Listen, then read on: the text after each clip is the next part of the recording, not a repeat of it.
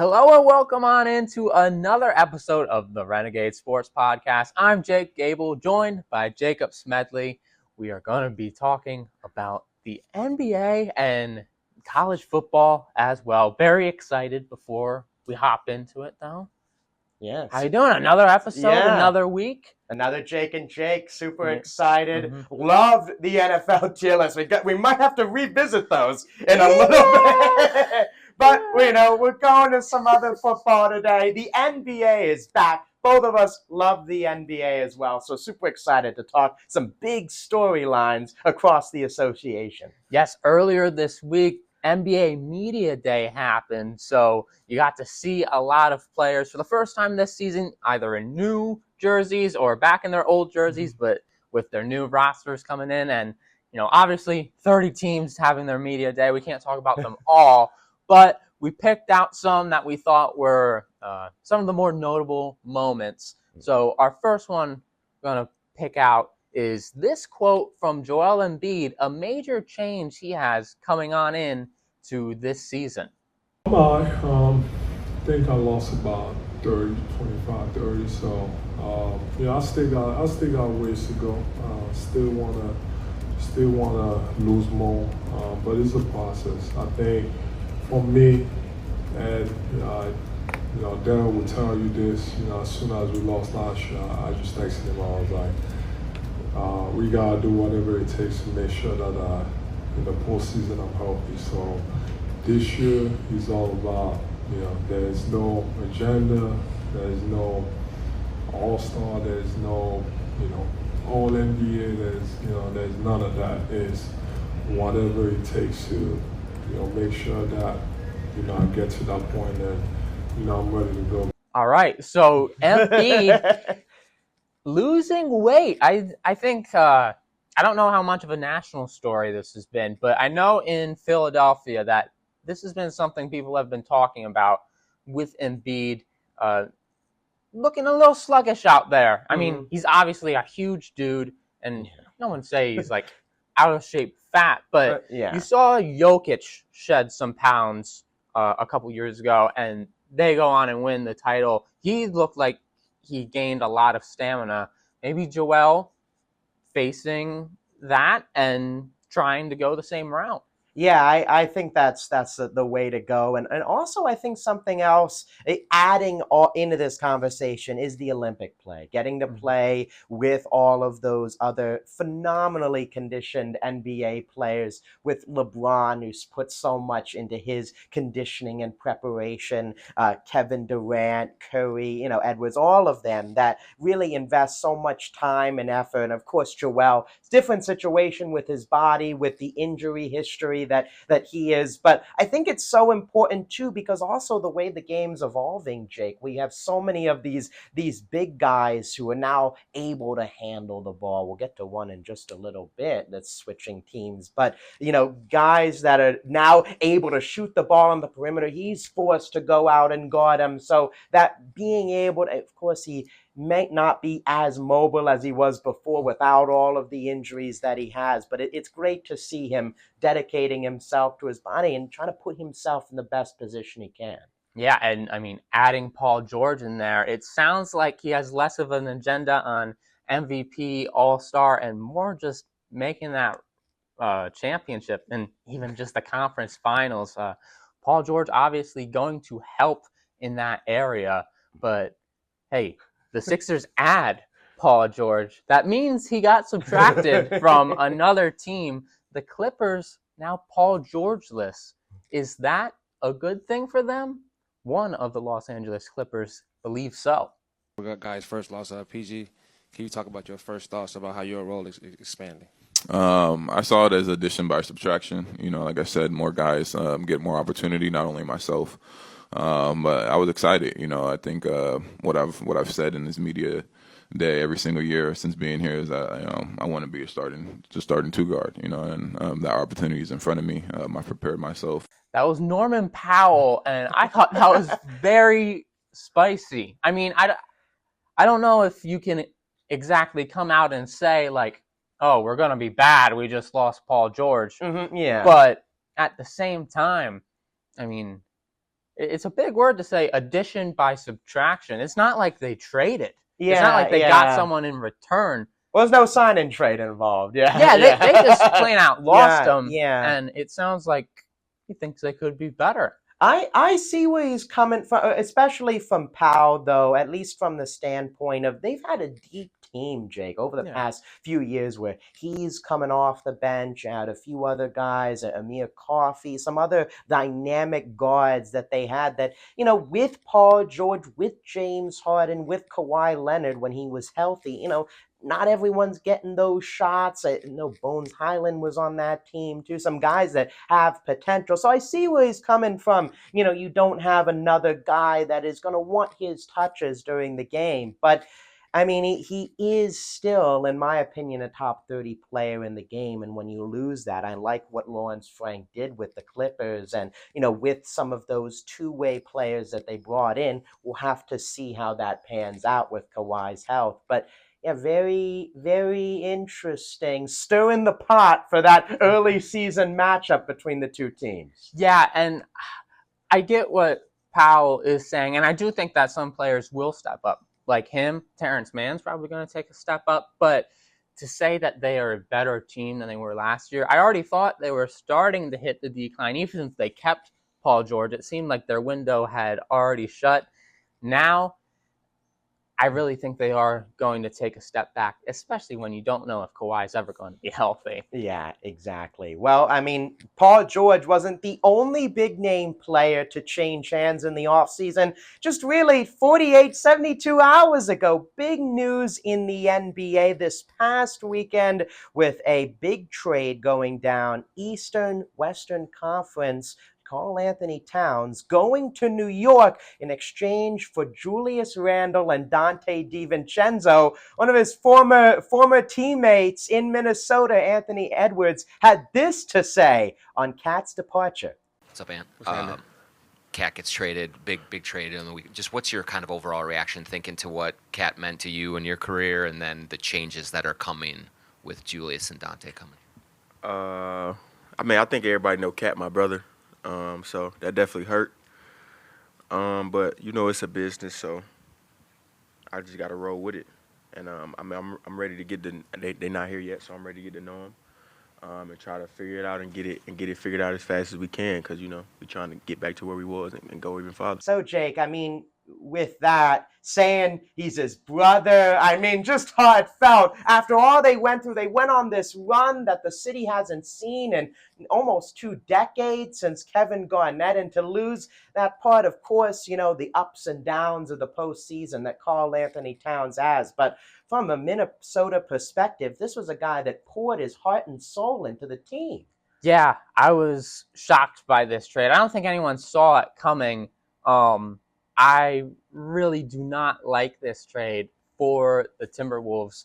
They had their best season in such a long time, and I know Karl-Anthony Towns was up and down during the playoffs. Obviously, Ant is that man now, but I thought, he's their second best player, and I don't think if you wanted to tinker with that team to try to make them better, I don't think Cat was the guy that you wanted to get rid of. Yeah.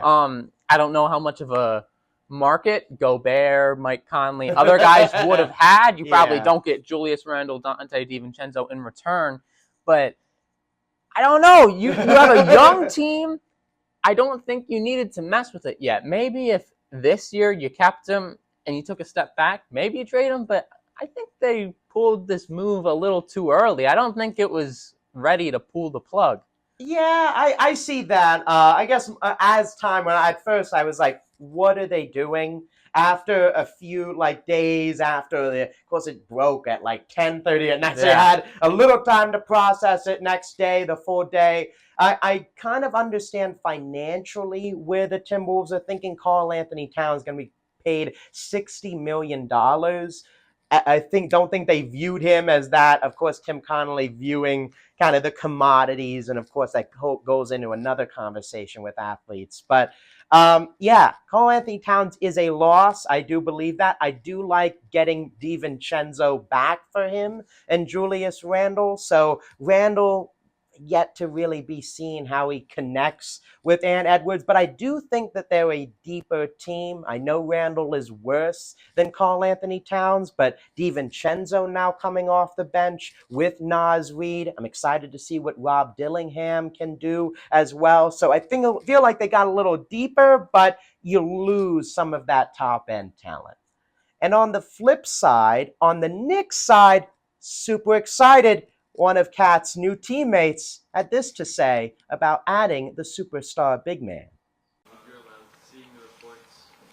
What report?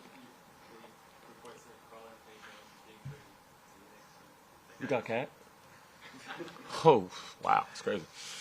Yeah, Josh Hart, the embodiment of hustle, Jake. He's excited to have another guy to help him grab some rebounds. I don't think he was aware of that. No, one of the funniest players in the league. I love Josh Hart. But, yeah, like you were saying, I mean, hustle is what Josh Hart brings. You got Jalen Brunson, an all-world scorer. This was a team that was really close to that Eastern Conference Finals. They add Mikal Bridges. You already thought that was the blockbuster trade that the Knicks did. They're like, no, we got one more for you. How about Karl-Anthony Towns? Listen, I don't like splitting up that Nova 4. No Nova boys for you? You like the Nova boys? I did like it. My first reaction, I thought this was a lose-lose trade when it first happened. I was like, I don't think the Knicks need to do that. And you already heard my thoughts on the Timberwolves. I think they got worse. But thinking about it more, the starting lineup, Brunson, Hart, whether you want to put OG or Mikal Bridges, small forward, power forward, doesn't matter. The two forwards, and then Karl-Anthony Towns at center. There's not a weak spot in that starting lineup. That's one of the best starting lineups in the league. And it matches up really well against the Boston Celtics.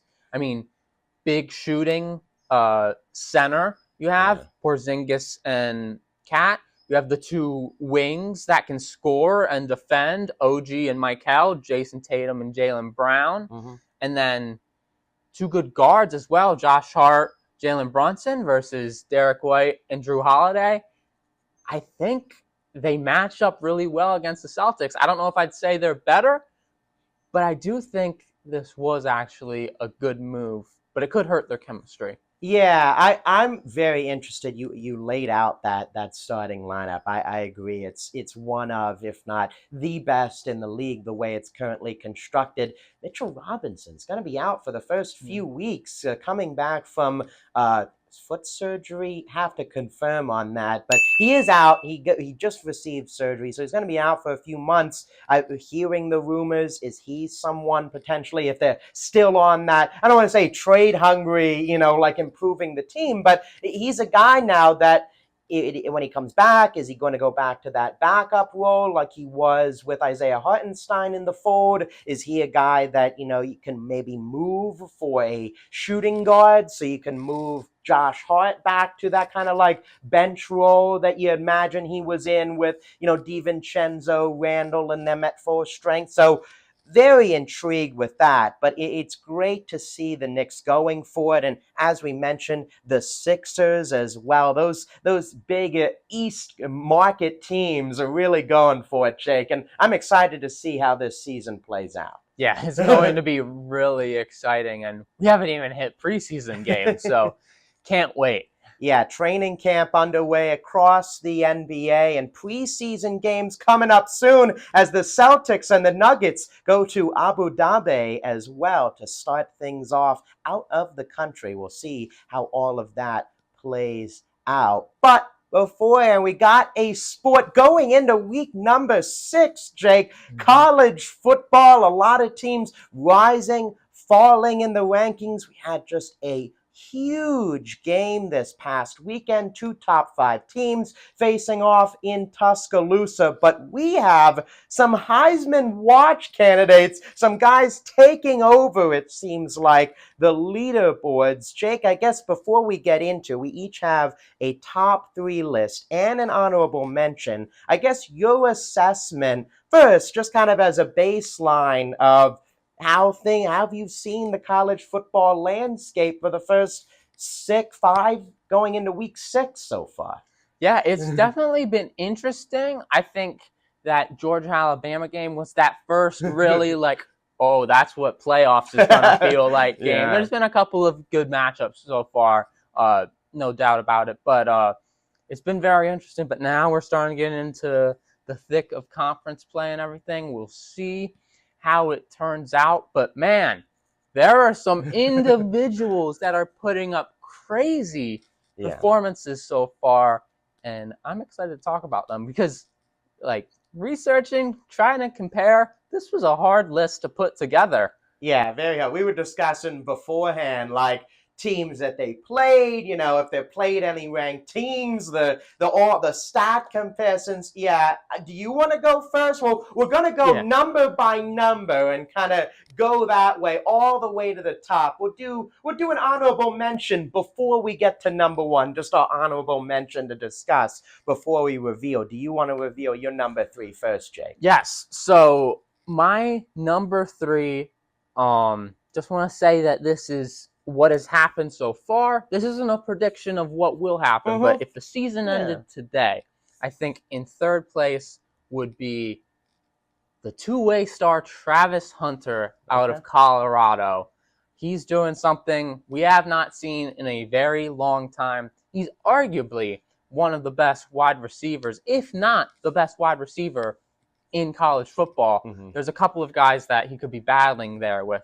So if he was just a wide receiver, probably wouldn't be in that Heisman. But he's also an elite quarter, too. He has 2 interceptions on the season, as well as being top 5 in most receiving stats as well. It's something we haven't seen. I saw a stat that Travis Hunter is playing 230% more snaps than the average college football player. My. He's playing nearly every snap, every game. It's crazy what he's doing. It's like the Shohei Ohtani version of college football, doing both. I think he's having an absolutely crazy season. It'll be very interesting to see how he keeps that up. Yeah, I agree. Kind of like his coach, Deion Sanders 2.0, with what he's able to do, not only as probably one of the best lockdown corners that we have right now in college football. And again, what he's doing in that offense that's starting to come alive for Colorado. I like that pick, Jake. My number 3, though, I'm going in a different direction. And he may have fallen in some people's lists, at least compared to even a few weeks ago. I'm going Cam Ward, the quarterback from Miami. Great start to the season. The reason I have him at 3, his yards, phenomenal, almost 2,000 yards already. He'll probably crack that. He's at 1,800, I believe, right now. He'll probably crack that this weekend. He's thrown for over 3,000 yards in back-to-back seasons with Washington State. He's put Miami in this position, top 10. They did have a back-and-forth game against Virginia Tech, but he put them on their back. The only reason he's not in the top 2 for me is the turnovers, the interceptions. He had a few against Virginia Tech. If he can limit those, I think he could rise. If Miami is still a team in the top 10, even in the top 5, depending on how their ACC slate goes. But I have Cam Ward at number 3 on my list. Yeah, and just one thing quick about Ward. I think his numbers are completely there. The one thing that also is kind of a knock that he can't control has been his schedule as well. Have to see later during the season once competition gets a little bit tougher if those numbers stay. But the way he's playing, it looks like they will. All right. Number 2 now. My number 2 is going to be, it's a quarterback, but it's not Cam Ward. Okay. It's Jalen Milroe. Okay. Alabama. We just saw him against Georgia have an amazing game. Almost 400 yards passing, 374, I believe, 2 touchdowns, 2 rushing touchdowns, as well as over 100 yards on the ground. He was absolutely filling up the stat sheet. The only thing that is really going against him right now is that he's been coming out of games so early because Alabama's been dominating. Yeah. He's played 4 games so far, and 2 of them, they had such a big lead. They're up 30 plus that he came out. So his stats total wise are slightly below like Cam Ward. I think he has close to 800 less passing yards than he does. And it's not, he's passing the eye test 100%. No pun intended. No pun. Yes. Passing the eye test. Yeah. I was like, what? But he's right there. And as of filming, he is the odds favorite from Vegas to win. So right now I have him at number 2, though. My number 2 is Ashton Jeanty, the running back from Boise State. And I have him at number 2 for a few reasons. But of course, just going over his stats, just absurd. Over 800 yards rushing through 5 games so far. Ridiculous. He has 13 touchdowns. He had 14 all of last season in a full season with Boise State with 1,300 yards. So he should eclipse both of those numbers this season. I put him at number 2 because of the Boise State conversation. I know you want to look at these guys specifically, and I could be wrong here, and Boise State could continue to go on a run. They did lose to Oregon a few weeks ago in that non-conference because they're in the Mountain West. I feel like that does impact things a little bit where you take it in that light. And also the position, which I think almost like we've talked about the NFL MVP before as well, being more of a quarterback award. And it's a shame to see kind of the Heisman turn into that in recent years. But I do believe with the running back workload and potentially in some tougher games that they have later in the season, seeing him potentially not reach those numbers because the team has to pass or something like that where they're down later and maybe there's one game where he only has 110 yards or something and he's not. Oh yeah, of course. I say that it's crazy to think about, but that kind of slightly decreases his case in comparison to these quarterbacks. So that's why I have him at 2. There is some potential, though, if he continues to put up these video game numbers and Boise State continues to rise. I can see it, but those 2 kind of negatives are holding me back right now from putting him higher. Well, do we want to do honorable mentions first before number 1, or do you want to wait for those after number 1? I'll do it after because okay. Go ahead. It'll probably give away who my pick is. So number 1, the guy you just mentioned, Ashton Jeanty, is my number 1 right now. It was tough between him and Milroe. I didn't want to give my cards away when you started talking about him, and I started talking about Milroe. Yeah. But he's doing something that potentially we've never seen before. His pace right now, if he stays at this pace, which is an absolutely ridiculous pace, he would break Barry Sanders' single season record of yards in a single season, rushing, and rushing touchdowns. He's on pace for 2,700 rushing yards. Incredible. And 42 rushing touchdowns.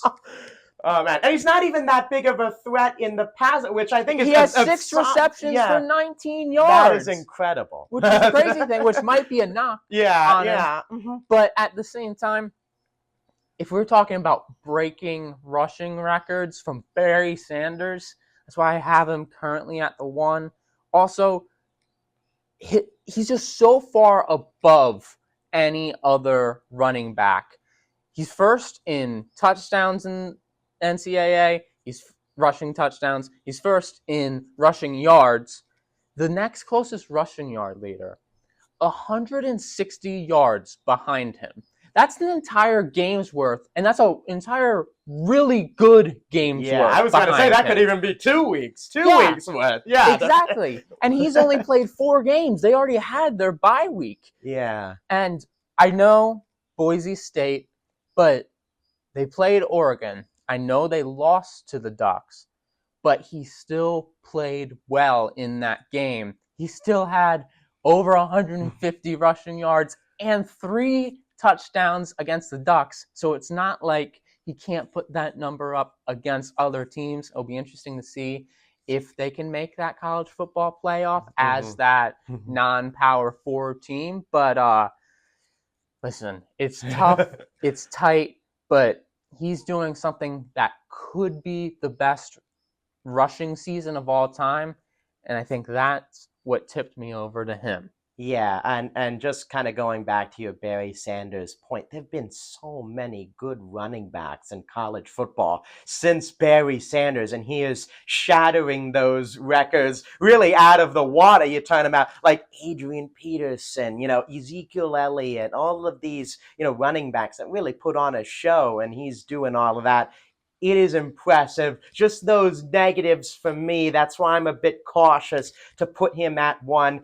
And as you mentioned, Jake, your number 2 was my number 1, Jalen Milroe. And of course, the biggest thing for me is the recency bias. Of course, you can see, and I'm going with the chalk answer with Vegas, the odds leader right now. I wouldn't say it's chalk right now. Yeah, but with his performance over Georgia, everyone's, on the Jalen Milroe hype train right now. But I guess my thing is more of a counterpoint, I think, to what you brought up with he hasn't been playing a lot early on. And I feel like these next 2-3 weeks are going to really decide his Heisman case into conference play. I believe they're going to play Tennessee in there too. They're going to play multiple ranked teams, where not only against Georgia, where he's running and making plays with his legs, which I think is another element. He has, I think it's like 6 rushing touchdowns, 6 or 7 rushing touchdowns in addition to his 10 throwing. He is very dynamic with his legs, and also, of course, with the talent that now he has around him with Ryan Williams, who has really burst on the scene. So he has talent. If he can keep this going through the rest of the season, I think he is that kind of number 1 pick for me on a very good Alabama team. Yeah, I think looking at it in the future, I know this is our right now, and not like our predictions for what will happen. I do think Milroe has an easier way to it in the future because he's going to have more opportunities for statement games like he did against Georgia. He's going to be on national TV more, and it's tougher to see a guy like Genty like keeping this pace up, but completely understand. It will be a very interesting race. My honorable mention, Cam Ward, was that 4. He was right outside. It was hard for me to pick, but I just couldn't put him above Hunter just because I don't even know how to evaluate him because it's so unique what he's doing in the 21st century. And I had Milroe as the better QB, so I thought I'd put the QB I view higher in the rankings, but he would have been my 4th. I understand. And I had Travis Hunter at my 4. And of course, I don't want to look at the team, but because we had this whole conversation in our other episode, you can check out the MLB award predictions with how guys factor into team performance. But I feel like that's also a kind of knock on Travis Hunter, as special as he is. There are things that are out of his control with Colorado, and that's kind of what I weighed. And also looking at the award itself with the Heisman discussion being that quarterback, and if there was a offensive or defensive player of the year,